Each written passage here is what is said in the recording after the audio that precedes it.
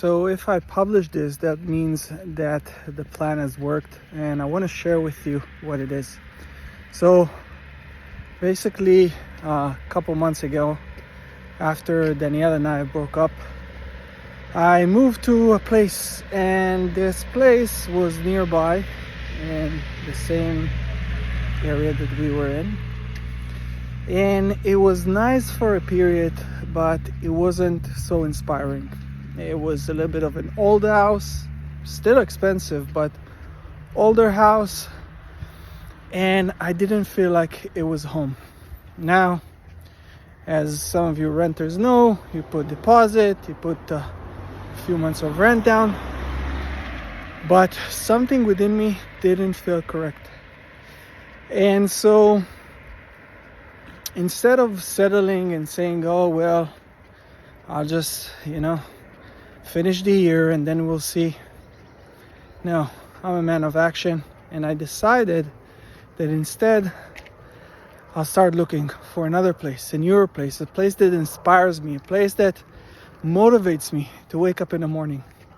And so I contacted a real estate agent, and we started looking first in the neighborhood that we were in, but then we went and he said, I have one more place. And we went to where I'm at right now, which is the wealthiest neighborhood in the whole Portugal. Okay? Now, the place is pricier than I used to pay, smaller than I used to pay. It's cleaner, it's renovated, it's new, with an amazing view. And so I decided to go for it. And again, I'm gonna leave and I'm gonna basically lose my deposit, but I don't care. Why? Because money comes and goes, but your well-being, your mental state, your focus, your inspiration, I'm just envisioning it, me waking up, doing these morning walks, going to the gym at the wealthiest place in Portugal is something that will inspire me to push even further. I'm not even scratching the surface of where I want to get to. This is not even the tip of the iceberg of what I can achieve in life. And so,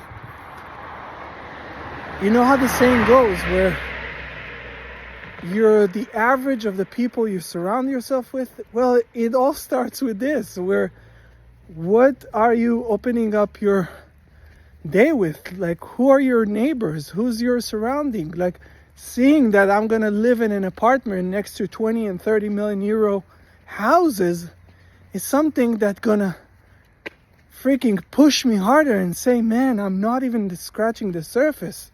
Seeing the private jets flying over me and land in Faro, and understanding that these are the people who live here, it just keeps telling me that, man, we're only at the beginning of this. And so I want to share this with you first of all, I hope to publish it, because that means that we ended up signing the deal and I moved to this new house of mine. But second is that don't be afraid of taking big leaps of faith, and that you might lose something in the short term. Because let's say I lose 7,000 euros, okay? Like, let's say $7,500, $8,000.